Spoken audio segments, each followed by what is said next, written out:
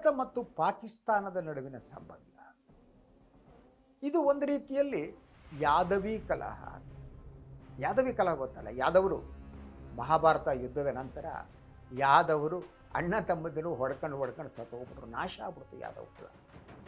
ಶ್ರೀಕೃಷ್ಣನಂತ ಶ್ರೀಕೃಷ್ಣ ಇದ್ದಾನೆ, ಅವನು ಯಾವುದೋ ಮರದ ಕೆಳಗಡೆ ಮಲಗಿ ಅವತಾರವನ್ನು ಮುಗಿಸ್ಬೇಕಾಗಿತ್ತು. ಅದರಿಂದ ಅದಕ್ಕೆ ಯಾದವಿ ಕಲಹ ಅಂತಾರೆ.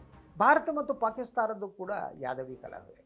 ಇಲ್ಲಿ ಸಾಮಾನ್ಯವಾದ ಒಂದು ಸಂಸ್ಕೃತಿಯನ್ನು ಹಂಚಿಕೊಂಡು ಬಂದರೂ ಕೂಡ ಅಲ್ಲಿ ಪರಸ್ಪರ ಇರುವುದು ಧಾರ್ಮಿಕ ಅಸಹಿಷ್ಣುತೆ ಅಂತ. ಏನೇ ಇರಲಿ, ನಾನು ಇವತ್ತು ಹೇಳ್ತಾ ಇರೋದು ಎರಡು ಕಾರಣಕ್ಕೆ ನನಗೆ ಬಹಳ ಕುತೂಹಲಕರವಾದ. ಭಾರತದಲ್ಲಿ ಮೋದಿ ಸರ್ಕಾರ ಬಂದ ಮೇಲೆ ಏನಾಯಿತು ನಮ್ಗೆ ಗೊತ್ತಿದೆ. ಹೆಸರುಗಳನ್ನು ಬದಲಾಯಿಸ್ತಾ ಹೋದ್ದು. ಆ ಲಿಸ್ಟ್ ಕೊಡ್ತೀನಿ. ಬಹುತೇಕ ಇಸ್ಲಾಮಿಕ್ ಹೆಸರುಗಳನ್ನು ಬದಲಿಸಿ ಅದಕ್ಕೆಲ್ಲ ಕೂಡ ಹಿಂದೂ ಹೆಸರುಗಳನ್ನು ಕೊಡೋಕೆ ಹೋಗಿದ್ದು. ಆ ಪಟ್ಟಿಯನ್ನು ಕೊಡ್ತೀನಿ. ಆದರೆ ಪಾಕಿಸ್ತಾನದಲ್ಲಿ ಒಂದು ಶಾಕಿಂಗ್ ಆದ ಬೆಳವಣಿಗೆ ಆಗ್ತಾ ಇದೆ. ಅದೇನು ಗೊತ್ತಾ, ಪಾಕಿಸ್ತಾನದಲ್ಲಿ ಈಗಿರುವ ಇಸ್ಲಾಮಿಕ್ ಹೆಸರುಗಳನ್ನು ಬದಲಿಸಿ ಇಬ್ಬಾಗವಾಗುವುದಕ್ಕಿಂತ ಮುಂಚೆ ಇದ್ದ ಹಿಂದೂ ಹೆಸರುಗಳನ್ನ ಅಲ್ಲಿ ಕೊಡಲಾಗ್ತಾ ಇದೆ. ಶಾಕಿಂಗ್ ಅಲ್ವಾ ಇದು? ಯಾಕೆ ಮಾಡ್ತಿದೆ ಅದನ್ನು ನಾನು ವಿವರಿಸ್ತೀನಿ. ಅದಕ್ಕಿಂತ ಯಾವ್ಯಾವ ನಗರ ಬಡಾವಣೆಗಳ ಹೆಸರನ್ನು ಬದಲಾಯಿಸಿದ್ದಾರೆ ಅನ್ನೋದನ್ನು ನಿಮಗೆ ಹೇಳ್ಬಿಡ್ತೀನಿ. ಒಂದು ಈಗಿನ ಇಸ್ಲಾಮಿಕ್ ಹೆಸರುಗಳು, ಇಸ್ಲಾಂಪುರ ಅಂತ ಒಂದು ಲಾಹೋರ್ ಹತ್ರ ಇದ್ದಂಥ ಪ್ರದೇಶ, ಅದನ್ನು ಕೃಷ್ಣನಗರ ಅಂತ ಬದಲಿಸಲಾಗಿದೆ. ಅದು ಮೊದಲು ಕೃಷ್ಣನಗರ ಆಗಿತ್ತು. ಅದಕ್ಕಿಂತ ಕುತೂಹಲ ಗೊತ್ತಾ, ಲಾಹೋರ್ ಇದೆಯಲ್ಲ, ಲಾಹೋರ್ ಅನ್ನುವ ಶಬ್ದ ಬಂದಿದ್ದೇ ರಾಮನ ಪುತ್ರನಾದ ಲವನಿಂದ ಅಂತ ಹೇಳಲಾಗುತ್ತೆ. ವಾಟ್ ಎವರ್ ಇಟ್ ಬೇಕು. ಆದರೆ ಅಲ್ಲಿ ಕೃಷ್ಣನಗರ ಏನಿದೆ ಅದನ್ನ ಇಸ್ಲಾಮಾಪುರವನ್ನು ಈಗ ಕೃಷ್ಣನಗರ ಅಂತ ಹೆಸರು ಬದಲಾಯಿಸಲಾಗಿದೆ. ಇನ್ನೊಂದು ಸುನ್ನತ್ ನಗರ. ಸುನ್ನತ್ ನಗರದ ಹೆಸರನ್ನು ಈಗ ಸಂತ ನಗರ ಅಂತ ಬದಲಾಯಿಸಲಾಗಿದೆ. ಸುನ್ನತ್ ನಗರದ ಹೆಸರನ್ನು ಸಂತ ನಗರ ಅಂತ ಹೆಸರು ಬದಲಾಯಿಸೋ ತೀರ್ಮಾನ ತಗೊಳ್ಳಾಗಿದೆ. ಇನ್ನು ಮುಸ್ತಾಫಾಬಾದ್ ಅಂತ, ಮುಸ್ತಾಫಾಬಾದನ್ನು ಧರ್ಮಪುರ ಅಂತ ಬದಲಾವಣೆ ಮಾಡೋ ತೀರ್ಮಾನವನ್ನು ಪಾಕಿಸ್ತಾನ ಸರ್ಕಾರ ತೆಗೆದುಕೊಂಡಿದೆ. ಇದೆಲ್ಲ ಕೂಡ ಸ್ವಾತಂತ್ರ್ಯ ಪೂರ್ವದಲ್ಲಿ, ದೇಶ ವಿಭಜನೆಯಾಗುವುದಕ್ಕಿಂತ ಮೊದಲು ಅಲ್ಲಿ ಇದ್ದಂಥ ಊರುಗಳ ಹೆಸರು. ಇನ್ನೊಂದು ರೆಹಮಾನ್ ಗಲ್ಲಿ ಅಂದ್ಕೊಳ್ಳಿ. ಆ ರೆಹಮಾನ್ ಗಲ್ಲಿಯನ್ನು ಈಗ ರಾಮ ಗಲ್ಲಿಯಾಗಿ ಬದಲಾಯಿಸಲಾಗ್ತಾ ಇದೆ. ರೆಹಮಾನನ್ನು ತೆಗೆದು ರಾಮ ಮತ್ತು ರೆಹಮಾನ್ ನಡುವೆ ಏನು ವ್ಯತ್ಯಾಸ ಇದೆ?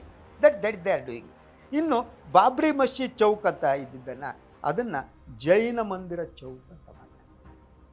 ಸೊ ಇದೇನು ಗೊತ್ತಾ ನಿಮಗೆ, ಲಾಹೋರ್ನ ಅಭಿವೃದ್ಧಿಯಲ್ಲಿ ಜೈನರ ಕೊಡುಗೆ ಅಪಾರವಾಗಿದೆ. ಅದನ್ನು ನೆನಪು ಮಾಡಿಕೊಳ್ಳುವ ಕೆಲಸವನ್ನು ಪಾಕಿಸ್ತಾನ ಮಾಡ್ತಾ ಇದೆ. ಇನ್ನು ಮೌಲಾನಾ ಜಫರ್ ಅಲಿ ಖಾನ್ ಚೌಕ್ ಅಂತ ಇದ್ದಿದ್ದನ್ನು ಅದನ್ನು ಲಕ್ಷ್ಮೀ ಚೌಕ್ ಅಂತ ಬದಲು ಮಾಡಲಾಗ್ತಾ ಇದೆ. ಇದೆಲ್ಲ ಕೂಡ ನಿಮ್ಗೆ ಹೇಳಿದಾಗ ಸ್ವಾತಂತ್ರ್ಯ ಪೂರ್ವ. ಇನ್ನು ಆಗಾ ಖಾನ್ ರೋಡನ್ನು ಡ್ಯಾವಿಸ್ ರೋಡ್ ಅಂತ ಬದಲು ಮಾಡಲಾಗ್ತಾ ಇದೆ. ಫಾತಿಮಾ ಜಿನ್ನಾ ರೋಡನ್ನು ಮತ್ತೆ ಕ್ವೀನ್ಸ್ ರೋಡ್ ಅಂತ ಬದಲು ಮಾಡಲಾಗ್ತಾ ಇದೆ. ಅಲ್ಲಮಾ ಇಕ್ಬಾಲ್ ರೋಡನ್ನು ಜೈಲ್ ರೋಡ್ ಅಂತ ಬದಲು ಮಾಡಲಾಗ್ತಾ ಇದೆ. ಹಮೀದ್ ನಿಜಾಮಿ ರೋಡನ್ನು ಟೆಂಪಲ್ ಸ್ಟ್ರೀಟ್, ದೇವಸ್ಥಾನದ ರಸ್ತೆ ಅಂತ ಬದಲು ಮಾಡಲಾಗ್ತಾ ಇದೆ. ಇನ್ನು ನಿಸ್ತರ್ ರೋಡನ್ನು ಇದು ಬ್ರ್ಯಾಂಡೆತ್ ರೋಡ್ ಅಂತ ಬದಲು ಮಾಡಲಾಗ್ತಾ ಇದೆ. ಗಾಜಿಯಾಬಾದನ್ನು ಕುಂಭಪುರ ಗಾಜಿಯಾಬಾದನ್ನು ಗುಂಬಪುರ ಅಂತ.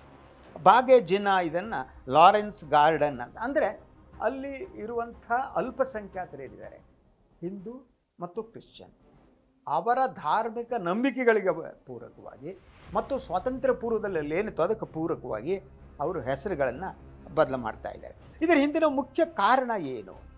ಮೊದಲನೇದಾಗಿ ಫ್ರೀ ಪಾರ್ಟಿಷನ್ ಲಾಹೋರ್ಗೆ ಮರುಹುಟ್ಟು. ಲಾಹೋರ್ ನಿಮಗೆ ಸ್ವಾತಂತ್ರ್ಯ ಸಂದರ್ಭದಲ್ಲಿ ಗೊತ್ತಿರ್ಬೋದು, ಲಾಹೋರ್ ಡಿಕ್ಲರೇಷನ್ನು ಬಹಳ ಅದ್ಭುತವಾದ ನಗರ ಲಾಹೋರ್. ಅದನ್ನು ನೋಡಿ 47ರ ವಿಭಜನೆಯ ನಂತರ ಅದನ್ನು ರಾಷ್ಟ್ರೀಯ ಗುರುತನ್ನು ಬಲಪಡಿಸೋದಕ್ಕೆ ಏನು ಮಾಡಿದ್ರು, ಆವಾಗ ಹಿಂದೂ ಸಿಖ್ ಹೆಸರುಗಳನ್ನ ಬದಲು ಮಾಡಲಾಗಿತ್ತು. ಈಗ ಈ ನಗರದ ಇತಿಹಾಸ ಅಳಿಯಬಾರದು ಅನ್ನುವ ಕಾರಣಕ್ಕಾಗಿ ಏನು ಹಿಂದೂ ಮತ್ತು ಸಿಖ್ ಹೆಸರನ್ನು ಮತ್ತೆ ಇಡಲಾಗ್ತಾ ಇದೆ. ಅದರ ಜೊತೆಗೆ ಹೆರಿಟೇಜ್ ಟೂರಿಸಮ್ ಅಂತ. ಸೊ ಒಂದು ಪ್ರವಾಸೋದ್ಯಮ ಬೆಳೆಯೋದೇನಿದೆ, ಅಲ್ಲಿ ಬೇರೆ ಧರ್ಮದವರು ಕೂಡ ತಮ್ಮ ರೂಟ್ಸ್ ಇರುತ್ತಲ್ಲ, ಆ ರೂಟ್ಸ್ಗಳಂದರೆ ಬೇರುಗಳನ್ನು ಹುಡುಕಿಕೊಂಡು ಬರಬೇಕು.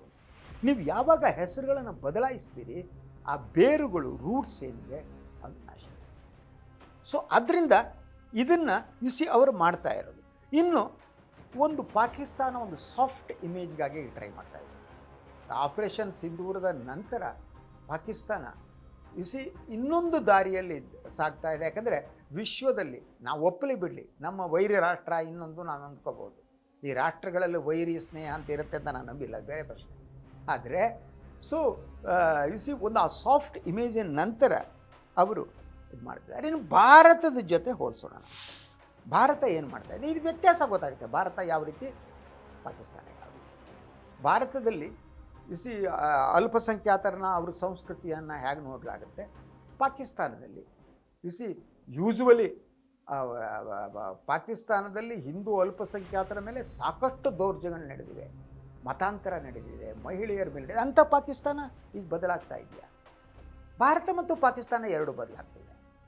ಮೋದಿಯವರು ಬಂದ ಮೇಲೆ ಭಾರತ ಹೇಗೆ ಬದಲಾಗ್ತಾ ಇದೆ ಅಂತ ನಾನು ಹೇಳಬೇಕಾಗಿಲ್ಲ ಅಲ್ವಾ. ಆದರೆ ಪಾಕಿಸ್ತಾನ ಯಾವ ಬದಲಾಗ್ತಾ, ಇದರಲ್ಲಿ ಪಾಸಿಟಿವ್ ಯಾವುದು, ನೆಗೆಟಿವ್ ಯಾವುದು, ಯು ಡಿಸೈಡ್. ಭಾರತದಲ್ಲಿ ಏನೇನು ಬದಲಾವಣೆ ಮಾಡಲಾಗಿದೆ ಅನ್ನೋದು ನಾನು ನಿಮಗೆ ಹೇಳ್ತೀನಿ.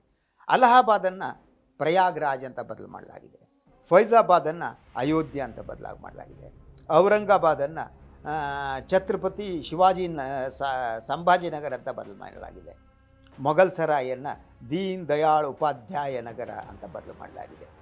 ಭಾರತ ಏನು ಮಾಡ್ತಾ ಇದೆ ಅಂತಂದರೆ, ಇಡೀ ಈ ಇಸ್ಲಾಮಿಕ್ ಗುರುತುಗಳನ್ನು ಎಲ್ಲವನ್ನು ಅಳಿಸಾಕ್ಬೇಕು. ಮೊಘಲ್ ಆಡಳಿತದ ಗುರುತುಗಳನ್ನು ಅಳಿಸಾಕ್ಬಿಡ್ಬೇಕು, ಇತಿಹಾಸವನ್ನು ಬದಲಿಸ್ಬಿಡ್ಬೇಕು.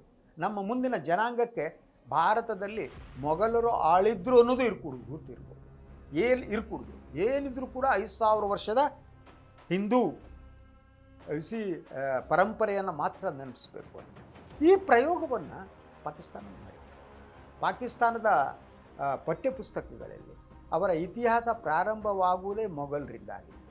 ಆದರೆ ಅದರ ಒಟ್ಟಾರೆಯಾಗಿ ಅದರ ಒಟ್ಟಾರೆ ಪರಿಣಾಮ ಏನಿದೆ ಅದು ಪಾಕಿಸ್ತಾನಕ್ಕೆ ಗೊತ್ತಾದಂತೆ ಕಾಣ್ತಾ ಇದೆ ಅಂತ. ಆ ಕಾರಣಕ್ಕಾಗಿ ಈ ಬಹುಸಂಸ್ಕೃತಿ ಅನ್ನೋದು ಇದೆಯಲ್ಲ, ಪಾಕಿಸ್ತಾನ ಈಗ ಬಹುಸಂಸ್ಕೃತಿಯತ್ತ ವಾಲ್ತಾ ಇದೆ, ಭಾರತ ಏಕ ಸಂಸ್ಕೃತಿಯತ್ತ.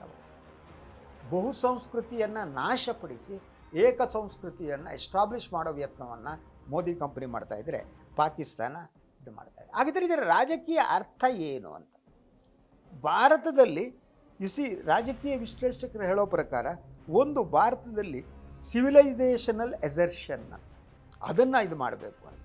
ಈಗ ಪಾಕಿಸ್ತಾನ ಹಿಸ್ಟಾರಿಕಲ್ ಕರೆಕ್ಷನನ್ನು ಮಾಡೋದಕ್ಕೆ ಹೊರಟಿದೆ. ಅಂದರೆ ಒಟ್ಟಾರೆಯಾಗಿ ಏನು ತಪ್ಪುಗಳನ್ನು ಮಾಡಿದೆ, ಪಾಕಿಸ್ತಾನ ತಪ್ಪುಗಳಿಂದ ಪಾಠ ಕಲಿತಾ ಇದ್ದಂತೆ ಕಾಣುತ್ತೆ. ಆದರೆ ಭಾರತ ಈಗ ತಪ್ಪುಗಳನ್ನು ಮಾಡೋದಕ್ಕೆ ಪ್ರಾರಂಭ ಮಾಡಿದೆ. ಒಂದು ಸೆಕ್ಯುಲರ್ ಕಂಟ್ರಿ, ಒಂದು ಕಮ್ಯುನಲ್ ಕಂಟ್ರಿ ಆದಾಗ ಮೊದಲು ದಾಳಿ ಮಾಡೋದು ಭಾಷೆ ಮತ್ತು ಇತಿಹಾಸದ ಮೇಲೆ.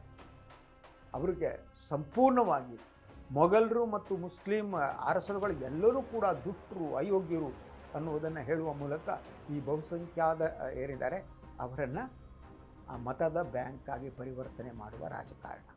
ಈ ತಪ್ಪುಗಳನ್ನೆಲ್ಲ ಪಾಕಿಸ್ತಾನ ಮಾಡಿಬಿಟ್ಟು ಈಗ ಅದು ಬದಲಾಗ್ತಾ ಇದೆ. ಭಾರತ ತಪ್ಪುಗಳನ್ನು ಮಾಡ್ತಾ ಇದೆ. ಕೋಮು ಆಧಾರದ ಮೇಲೆ ಹುಟ್ಟಿದಂಥ ಇಸ್ಲಾಮಿಕ್ ರಾಷ್ಟ್ರ ಈಗ ಬಹು ಸಂಸ್ಕೃತಿಯತ್ತ ಆಲೋಚನೆ ಮಾಡ್ತಾ ಇದ್ದರೆ, ಬಹು ಸಂಸ್ಕೃತಿಯ ಮೂಲಕ ಹುಟ್ಟಿದಂತಹ ಭಾರತ ಈಗ ಕೋಮುವಾದಿ ರಾಜಕಾರಣ ಮತ್ತು ಏಕ ಸಂಸ್ಕೃತಿ, ಏಕ ಭಾಷೆ, ಏಕ ಆಹಾರ ಪದ್ಧತಿಯತ್ತ ಸಾಗ್ತಾ ಇದೆ. ನಾನು ಅಂಶಗಳನ್ನೆಲ್ಲ ಕೊಟ್ಟಿದ್ದೇನೆ. ನೀವು ಹೇಳ್ಬೋದು, ಬೈಬೋದು, ಮಾಡ್ಬೋದು, ನೋ ಇಶ್ಯೂ. ಆದರೆ ಎಲ್ಲ ವಿವರವನ್ನು ತಮ್ಮ ಮುಂದೆ ಇಟ್ಟಿದ್ದೇನೆ. ಕಾಲ್ ನೀವು ಯಾವ ರೀತಿ ಬೇಕಾದ್ರೂ ಅಂದ್ಕೋಬೋದು. ಭಾರತ ಏಕ ಸಂಸ್ಕೃತಿಯ ನಾಡಾಗಿರ್ಬೇಕಾ, ಪಾಕಿಸ್ತಾನ ಬಹುಮುಖಿ ಸಂಸ್ಕೃತಿಯ ನಾಡಾದರೆ ಏನಾಗುತ್ತೆ? ಈಗಲೇ ವಿಶ್ವದಲ್ಲಿ ಭಾರತ ವಿಶ್ವಗುರುವಾಗಿ ಉಳಿದಿದೆಯಾ? ಪಾಕಿಸ್ತಾನ ಮೊದಲನೇ ರೀತಿ ಇದೆಯಾ, ಬದಲಾಗಿದೆಯಾ?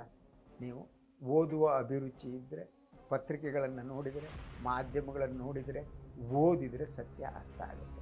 ಇಲ್ಲ ಅಂತಂದರೆ ನೀವು ಡಂಗುರ ಓಡ್ಕೊಂಡು ಆ ಕಡೆ ಈ ಕಡೆ ಕೂತ್ಕೊಂಡು ಬಟ್ಟಂಗಿ ಕೆಲಸ ಮಾಡಿದರೆ ನಿಮ್ಮ ಹಣೆ.